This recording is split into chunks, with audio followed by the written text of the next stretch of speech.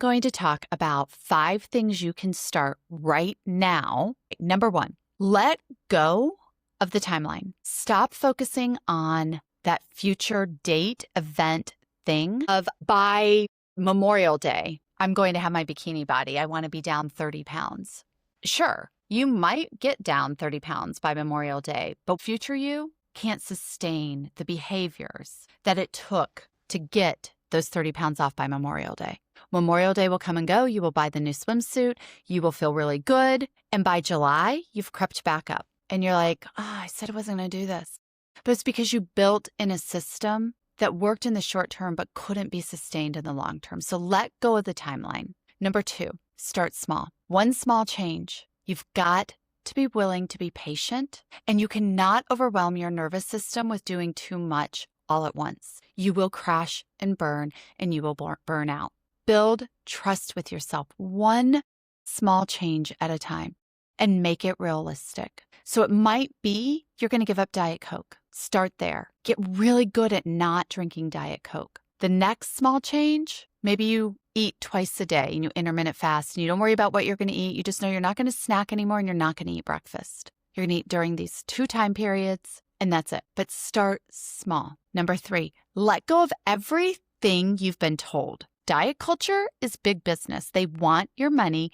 They don't want to cure you. They want you to get enough success to believe the reason you yo-yo is about you. And if you just follow their plan, you'll be fine. That's what they want. They want you to believe the reason the way it comes back is about you and not the system that they fed you that wasn't there to cure you. It was there to keep you in the diet loop. Remember, you are paying them.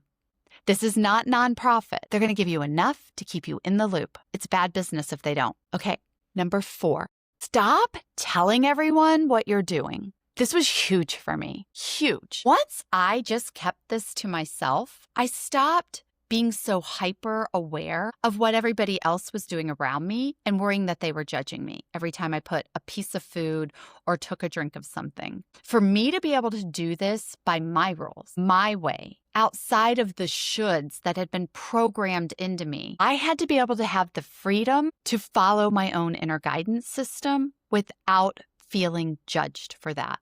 And this was new to me. This was not how I had ever done it before. So it was different. And that meant I was still having a drink with dinner. That meant I was still choosing to have dessert. I just wasn't having the appetizer.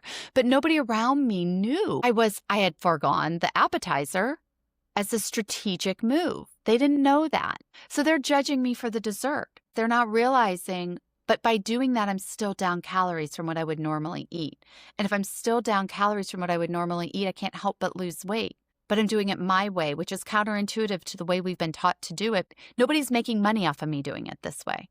When I do it intuitively, when I do what feels right to me, nobody makes money. So nobody around me has ever looked at it that way because they've always been also operating on that system of diet culture, on those shoulds that have been programmed into us since we were little. And if I'm telling people I'm trying to lose weight, then I'm worried every time I eat something that I'm being judged, and that if I don't do it right, air quote, I'm doing it wrong. And then I get into the shame storm, which leads to the binge eating when nobody's around because I didn't satisfy the thing I wanted when I was out.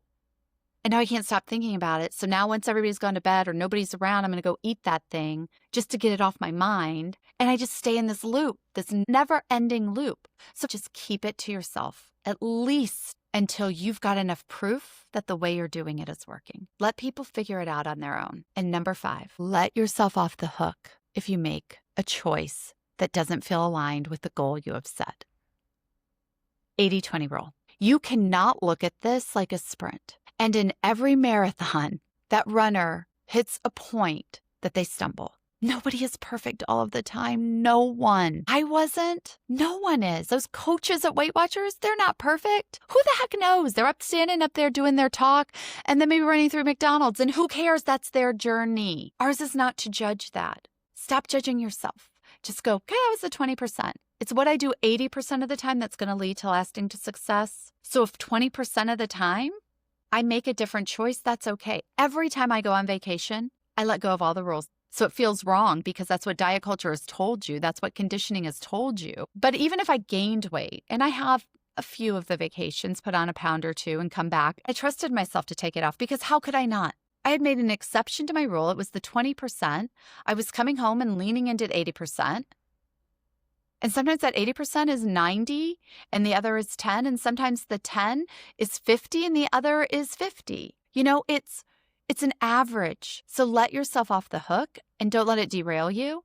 And just trust yourself that tomorrow or the next meal, the next moment, I'll make a different choice. I'll make an 80%er choice over the 20%. There is no shame. There is no guilt. There just is. It's just a moment. That's all it was. You control what the next moment looks like and the one after that. And the one after that. And if the 3 leading up to that 4th moment were in the 20%, keep them in the 20%. Let that 4th one become the 80. And shift. But do not let the 20% shift into the 80%. You've got to stay in that place of just letting yourself off the hook, not having guilt, not having shame, and not saying, see, I knew you would do this. This is what you do every time. No, we don't talk to ourselves like that anymore. Nothing but grace. You are going to give yourself grace, forgiveness, acceptance, and you are going to put that 20% moment where it belongs in the past. And you're going to move forward with trust and grace that in the next moment you will make the aligned choice because that is who you are. You do these 5 things and watch the shift start happening. You've got this. How do I know? Because I am you, I was you, and if I had it, there is no way you can't have it too. See you on the next one.